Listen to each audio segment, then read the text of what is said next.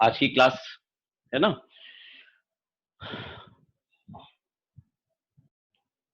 Start करें। Everybody has come in the class.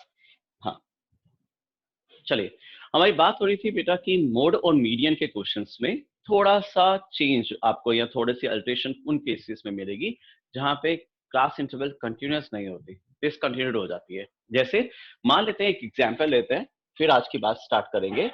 As दिया हुआ है इन इयर्स और number of patients in an hospital suppose दिए हुए हैं, ठीक है।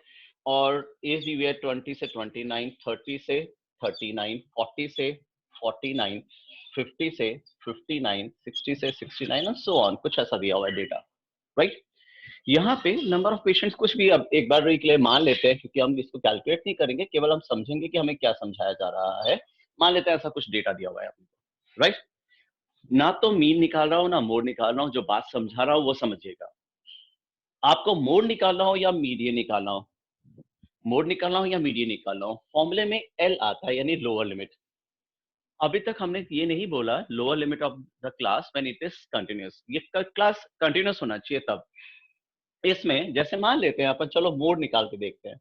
अगर हम इस डेटा का मोड निकालना चाहें तो हमारे पास में जो फॉर्मूला है, हम उसे उसमें वैल्यूज रिप्लेस करते हैं और देखते हैं कि हमारा आंसर सही कब होगा, ठीक है। चलिए, इसका मोड निकालना है अपने को, तो ध्यान रखना है अपने पास एल जो लोअर लिमिट है मॉडल क्लास की। हमने कहा ये मॉडल क्लास है क्योंकि ये मैक्सिमम फ्रीक्वेंसी वाली है। This one is the modal class, the data corresponding to maximum frequency is mode, ये मोड मॉडल क्लास है। तो लोअर लिमिट अगर हम 40 लिखते हैं तो गलत है, क्योंकि 40 नहीं है इसकी lower limit. Continuous class interval होना चाहिए, और यहाँ पे डिसकंटिन्यूटी है, एक साल की डिसकंटिन्यूटी है, 1 ईयर जो है वो मिसिंग है यहाँ पे। देखें, 20 से 29 है, जबकि अगला वाला 29 से फिर होना चाहिए था आगे, वो नहीं है ना। तो सबसे पहले जैसे अपन लास्ट ईयर हिस्टोग्राम में करते थे, लोअर लिमिट को तो 0.5 कम कर देते हैं और अपर लिमिट को 0.5 बढ़ा देते हैं। तो ये हो जाएगा अपने पास में 19.5 से 29.5, कम कीजिए 0.5, ये हो जाएगा 29.5 से 39.5। इसी तरह से ये 39.5 से 49.5 होगा, यानी 0.5 कम करना और 0.5 बढ़ाना। याद आ गया, अपन कल लास्ट ईयर जब हिस्टोग्राम बनाते थे तो भी गैप ना रहे उन बार्स में, इसके लिए हम इस तरह से अरेंजमेंट करते थे, 0.5 कम करते थे और 0.5 बढ़ा देते थे। अब देखिए, चेक करिए, लोअर लिमिट जो है वो 40 नहीं है, वो 39.5 है। लोअर लिमिट जो है वो 40 नहीं है, वो 39.5 है। चेक कीजिएगा, आपको ये बात समझ में आनी चाहिए, बहुत छोटी सी बात है ना। F1 माइनस F0 यानी 15 माइनस 13, इसमें कोई प्रॉब्लम नहीं। ट्वाइस ऑफ 15 30 हो जाएगा, राइट। माइनस 13 माइनस 14 हो जाएगा, कोई दिक्कत नहीं इसमें भी। Into H, what is the size? The size is 10, it is not 9, it is 10। We are not going to calculate it, लेकिन जो मैं समझा रहा हूं वो चीजें ही, दो चीजें ही समझनी है बस एग्जाम्पल में, ये कि कैसे एल चेंज हुआ और कैसे कंटिन्यूअस करते ही एच भी चेंज हो गया। जो साइज है वो 9 का नहीं है, 40 से 49 नहीं था, ये एक्चुअल में क्या होना चाहिए, 39.5 से 49.5, और 39.5 से 49.5, इसका मतलब साइज तो 10 का हुआ। तो अपने पास दो चीजें हैं, एक एल और एक एच। कब होने चाहिए एल और एच? जब वो कंटिन्यूअस क्लास इंटरवल हो। तो अगर हमें डेटा इस फॉर्म में दिया हो मोड या मीडियन के केस में, तो अपन ध्यान रखेंगे कि एल और एच को कंटिन्यूअस करने के बाद में वैल्यू पुट करेंगे, ठीक है, राइट। चलिए, एक्सरसाइज जो टेक्स्ट बुक एनसीईआरटी की बात करें तो हमारे पास में सेकंड और थर्ड एक्सरसाइज हम करने लायक हो गए हैं। सेंट्रल टेंडेंसी के मेजर्स हम सीख रहे थे, है ना। चलिए, आज की बात शुरू करते हैं कि मीन कैसे निकालते हैं, एवरेज। जूनियर क्लासेस से पढ़ते हुए आ रहे हैं, mean is average, taking out the average is a simple concept, sum of observations upon total number of observations, sum of observations upon total number of observations.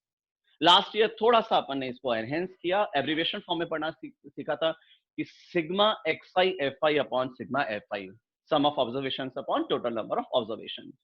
क्या हो अगर मीन को क्लास इंटरवल के फॉर्म में निकालना पड़े, तो data दिया हुआ है क्लास इंटरवल के फॉर्म में और उसको निकालना हो तो चलिए, तो ये अपना जो मेथड है, ये फर्स्ट मेथड है, इसलिए इसको आप लिख सकते हैं कॉपी में, this is the first method with which we are solving it. Okay, चलिए एक एग्जांपल लेते हैं। मार्क्स दिए हुए हो और नंबर ऑफ स्टूडेंट्स दिया हुए हो, अपने को दिया हुआ हो मार्क्स और नंबर ऑफ स्टूडेंट्स, और मार्क्स जो है वो इस तरह से नहीं है कि जैसे लास्ट ईयर दिए हुए होते थे 10, 20, 30, 40, 50, और स्टूडेंट्स जो हैं वो कुछ थोड़ी सी इजी कैलकुलेशन के लिए मैं कम ले लेता हूं। चलिए मान लेते हैं अपने पास में कुछ इस तरह से नंबर ऑफ स्टूडेंट्स दिए हुए हैं, ठीक है। अब क्या है, 10th क्लास में क्लास इंटरवल के फॉर्म में है तो वो 0 to 10 होगा, 10 से 20 होगा, 20 से 30 होगा, 30 से 40 और 40 से 50। ये आपको डेटा दिया हुआ है और इसका अपने को मीन निकालना है, find the mean of it, right. ये शायद हमने 9th क्लास में भी कर लिया था। इसे हम डायरेक्ट मेथड कहते हैं, इस मेथड को हम डायरेक्ट मेथड कहते हैं। और इसको एक बार रिवाइज करते हैं क्या था। हम कहते थे देखो अगर 0 से 10 7 स्टूडेंट्स मार्क्स स्कोर कर रहे हैं तो उन सारे स्टूडेंट्स के मार्क्स क्या माने हैं, 0 मान ले सबके, गलत होगा, नाइंसाफी है। सभी के 10 मान ले तो भी गलत है, ये भी नहीं हो सकता। कंसेप्ट क्या है, average, take account the average. तो एवरेज निकाले तो 0 और 10 का एवरेज क्या होता है, 5। तो हम ये मानते हैं कि उनके 5 मार्क्स आए हैं, है ना। टेक्निकली अगर हम इसको स्टैटिस्टिक्स की टर्म्स में बोले तो इसे बोलते हैं क्लास मार्क, ये कहलाता है क्लास मार्क, है ना। व्हाट इज क्लास मार्क, अब आपको मालूम है क्लास मार्क भी आपने 7th 8th से पढ़ा था, upper limit plus lower limit upon 2, upper limit plus lower limit upon 2, उनका बीच का जो मिडिल वैल्यू है वो।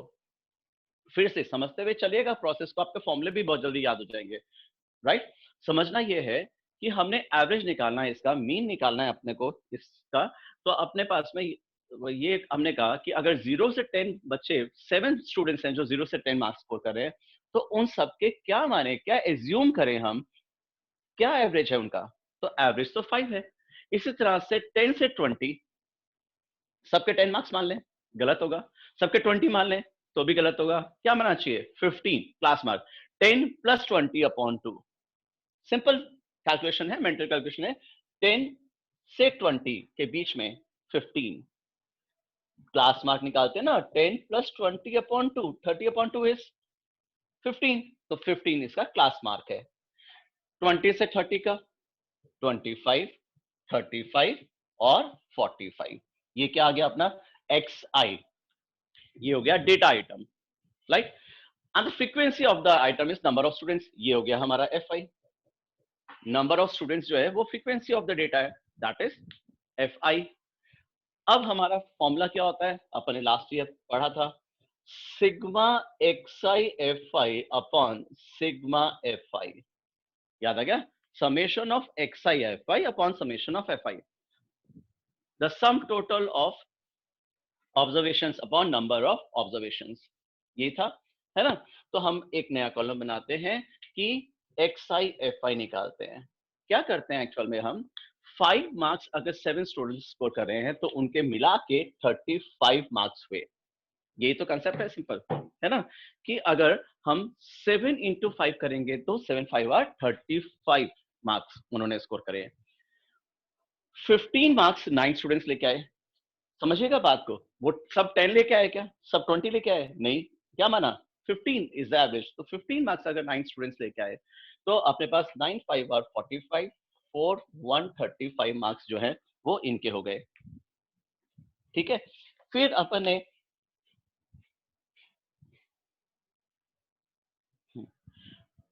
ने आगे देखा, 3 स्टूडेंट्स ऐसे हैं जो 25 मार्क्स लाए हैं, तो यानी कि उनके टोटल 7 मार्क्स हो गए 75। X I F I multiply करना, repeated addition is multiplication only. जब हम कहते हैं 6 7 are 42, so what does it mean, 6 when added 7 times, when 6 is added 7 times it results in 42, है ना। तो repeated addition is multiplication, तो अपन बार बार ऐड करने उससे अच्छा मल्टीप्लाई कर देते हैं। तो 35 into 10 is 350 and 45 into 1 is 45। Check करिए जरा, सीधा है, XI FI, इन सब का टोटल कीजिए, क्योंकि हमें फॉर्मूले के हिसाब से चाहिए summation of XI FI upon summation of FI, sum of observations upon total number of observations. Is it 640? Check करिएगा, क्या इन सब का टोटल 640 है? 35 plus 135 170, 170 plus 75 and so on, plus कर कीजिए, इन सब का टोटल 640 है। ठीक है, और इसका टोटल तो हमें फ्रीक्वेंसीज का दिया ही हुआ था 30, नहीं तो हम वैसे ही ऐड कर लेते हैं, नंबर ऑफ स्टूडेंट्स कितने हैं क्लास में 30, so it should be divide by 30, है ना।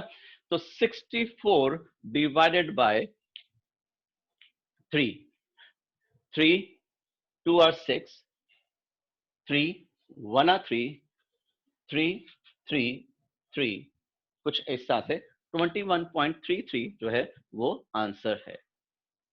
चेक करिए, क्या कहते हैं बेटा इसको? Direct method. This one is direct method, right. हमें 3 मेथड सीखने हैं इस साल मीन निकालने के, आगे आने वाले मेथड और इजी हैं, लेकिन एक बार समझने पड़ेंगे उनको।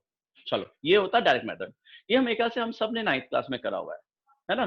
क्या था टेक्स्ट बुक में? ये दिया हुआ था 10 मार्क्स 20 मार्क्स 30 मार्क्स 40 मार्क्स हैं, तो हम सीधा मल्टीप्लाई कर देते हैं XI FI।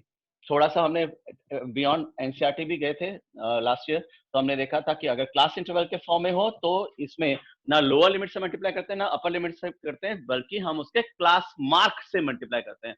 This is what, this is XI and this is class mark, ना अपर लिमिट ना लोअर लिमिट, बल्कि उनका एवरेज क्लास मार्क, राइट।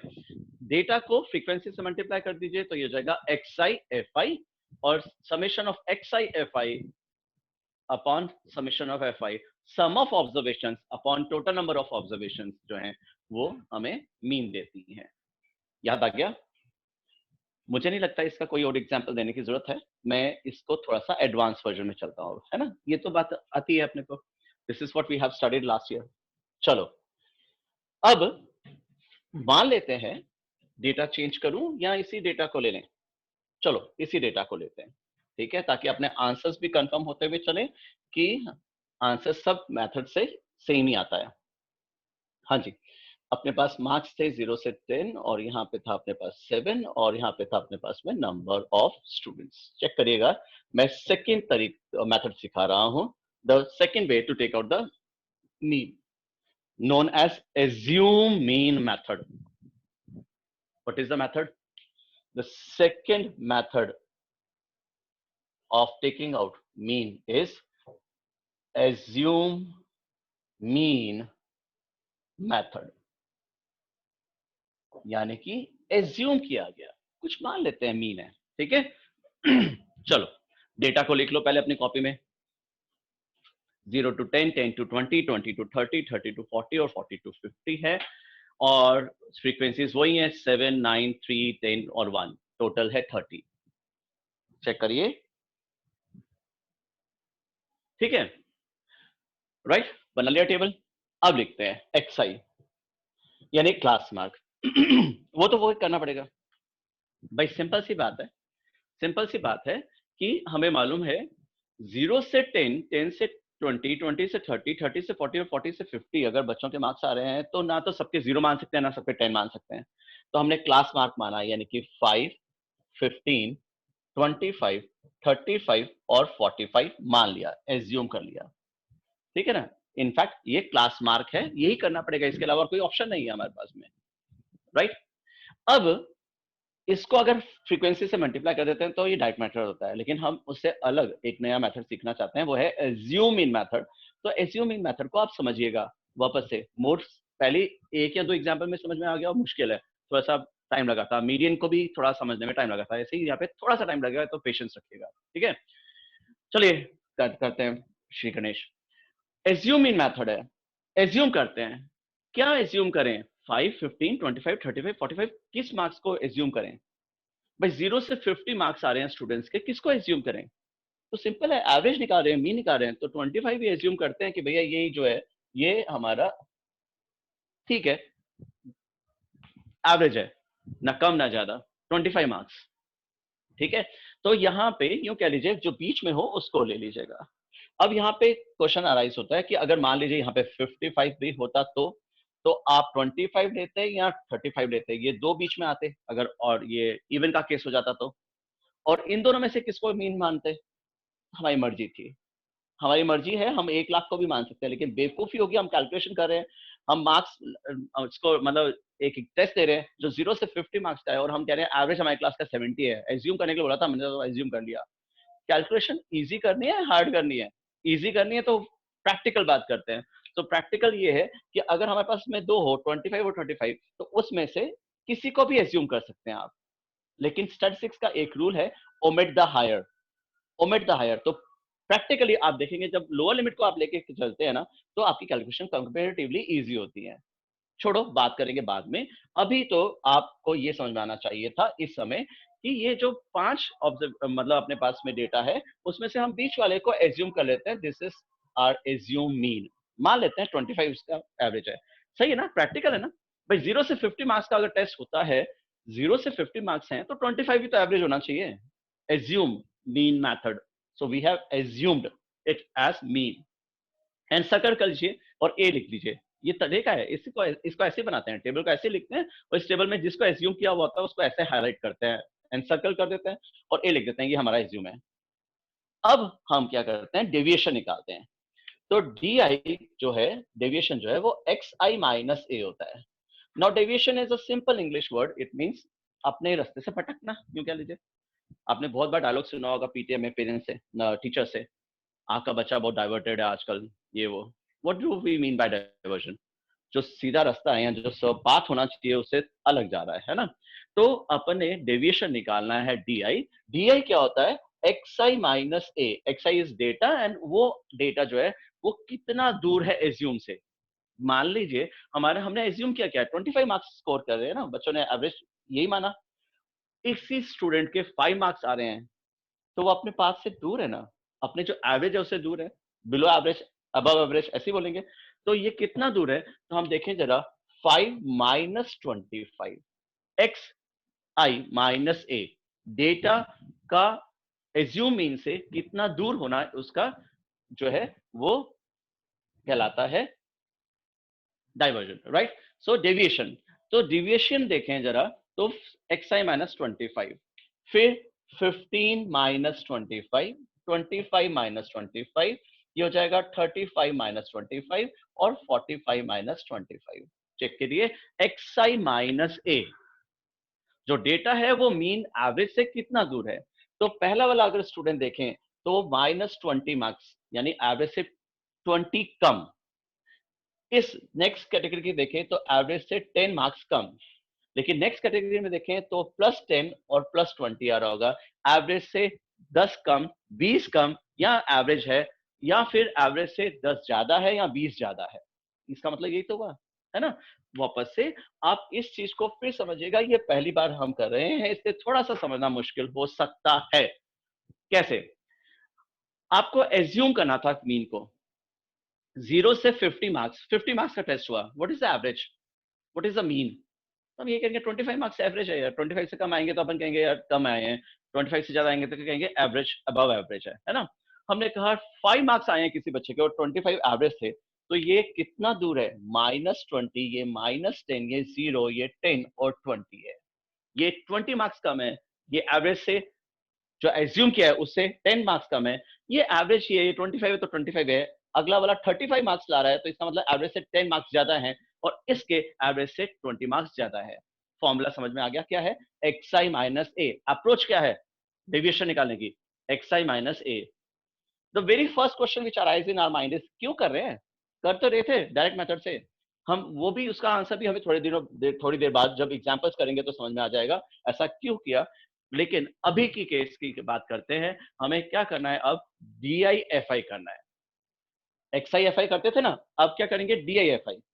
क्या फायदा हुआ, एक छोटी सी बात यहाँ पे शायद समझ में आ रही होगी कि हमें 10 20 से मल्टीप्लाई करना आसान है बजाय इस 25 35 45 15 से मल्टीप्लाई करने के।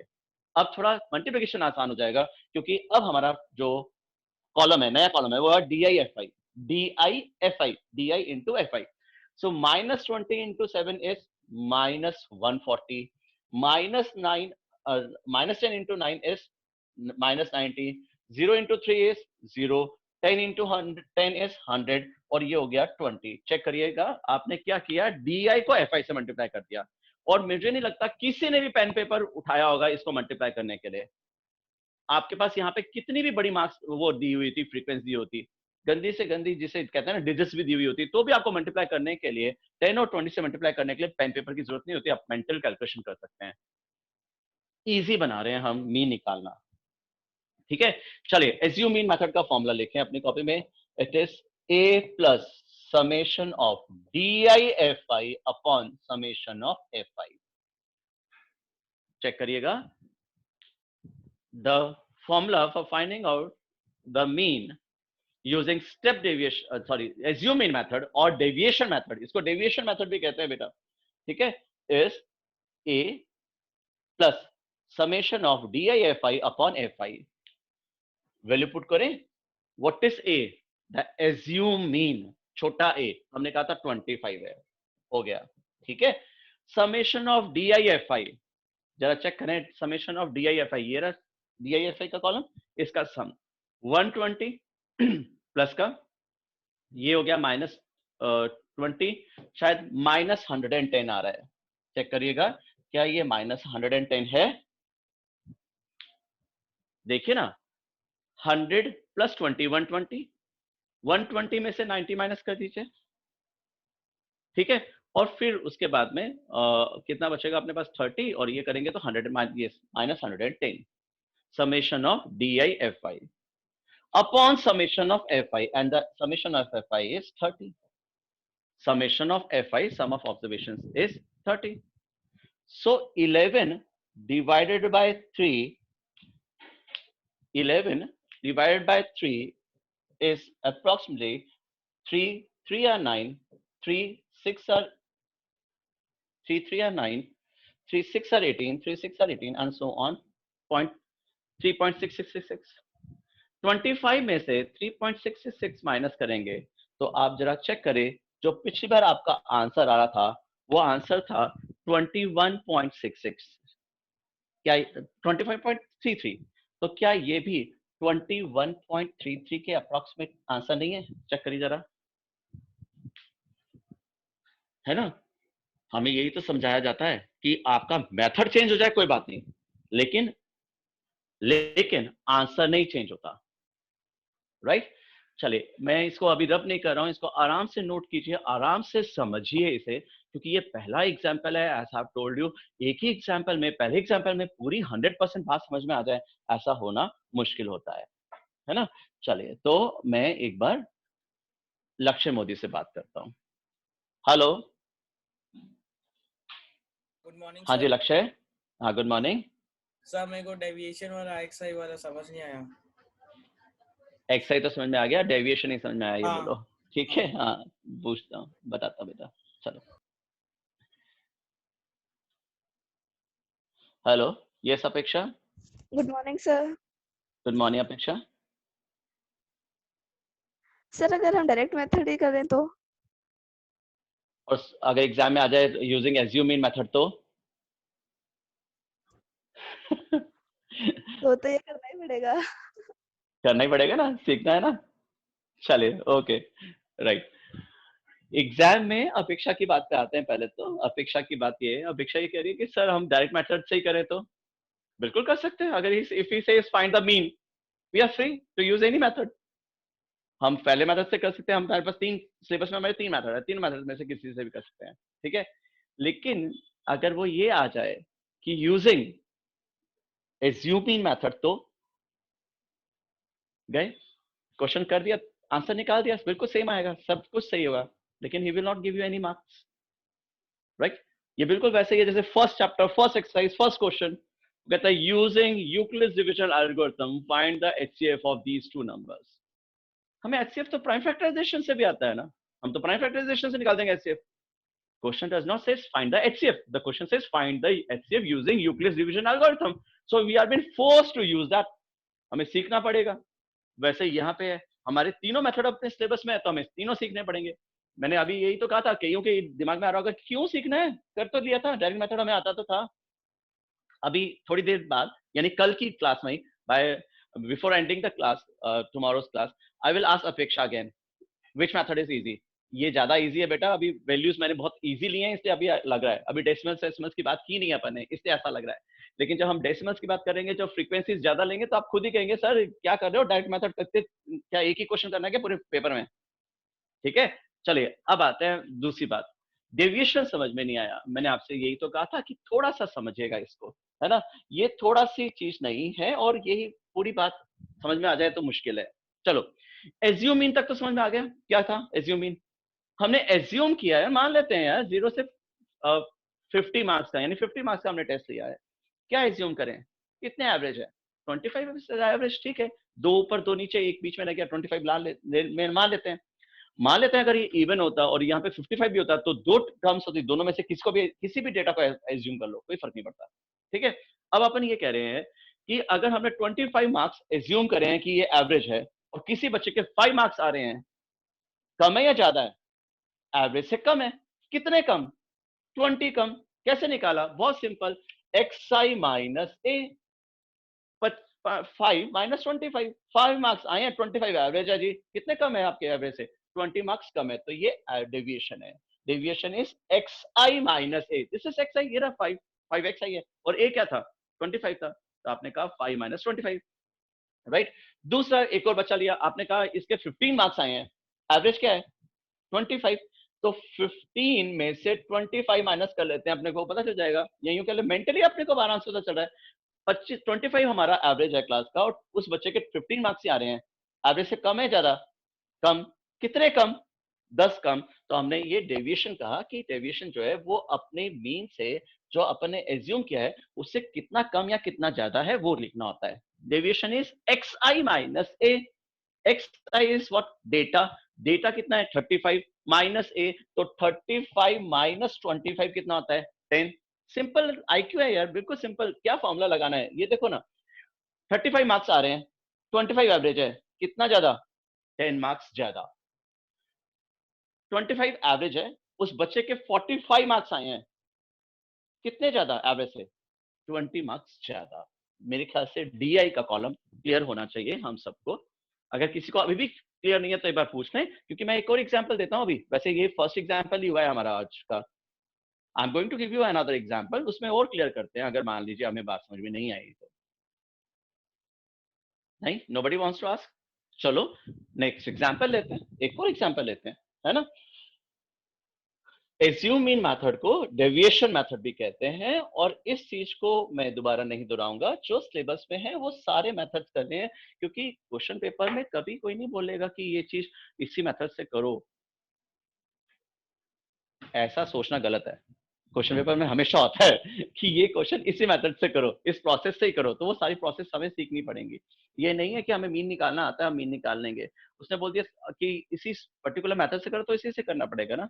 वेरी प्रैक्टिकल एग्जांपल कि आपको सब मालूम है कि एचसीएफ कैसे निकालते हैं, हम सबको मालूम है एलसीएम कैसे निकालते हैं, 10th क्लास में हम एचसीएफ एलसीएम निकालना दोबारा सीख रहे हैं, क्यों, क्योंकि हमें एक अलग मेथड सिखाया गया, समझाया गया कि ऐसा क्यों, है ना। चलिए आते हैं, मान लेते हैं पॉकेट मनी है in rupees and number of children, right? Pocket money is 0 to 100, 100 से 200, 200 से 300, 300 से 400 और 400 से 500, बस इससे ज्यादा पॉकेट मनी नहीं मिलेगी क्योंकि बच्चे बिगड़ जाते हैं फिर। ठीक है, चलो नंबर ऑफ स्टूडेंट्स देखते हैं, number of children, some students, some children are getting, suppose 7 students are getting 11, 19, 13 and 10। चलो ठीक है, एक डेटा दिया हुआ है, कुछ पॉकेट मनी है 0 से 100, 100 से 200, 200 से 300, 300 से 400 और 400 से 500। नंबर ऑफ स्टूडेंट्स हैं 7, 11, 19, 13 और 10।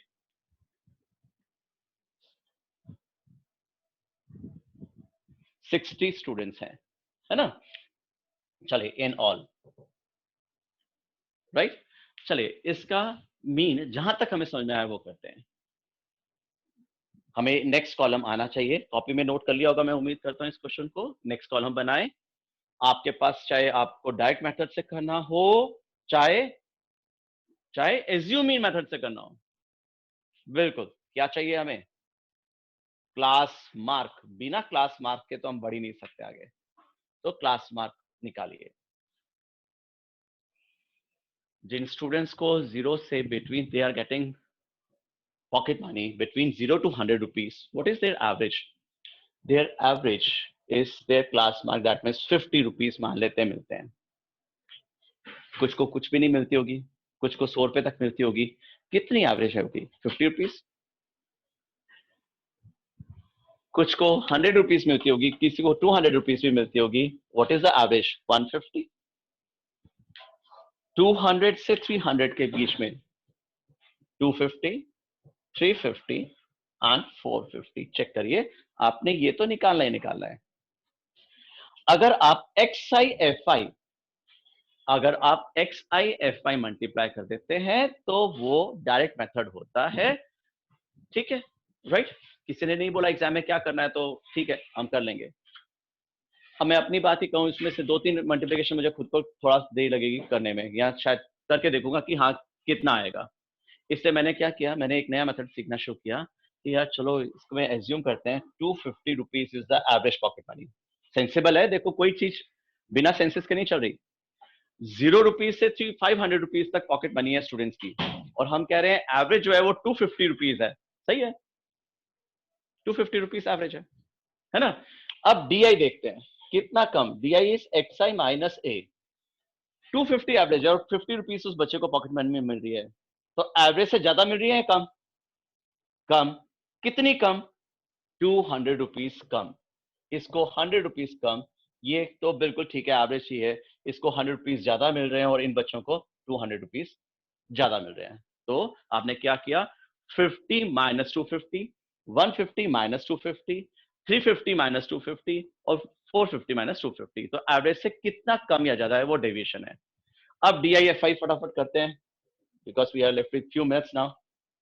ठीक है, 7 इंटू 200 1400, 100 इंटू 11 1100, राइट।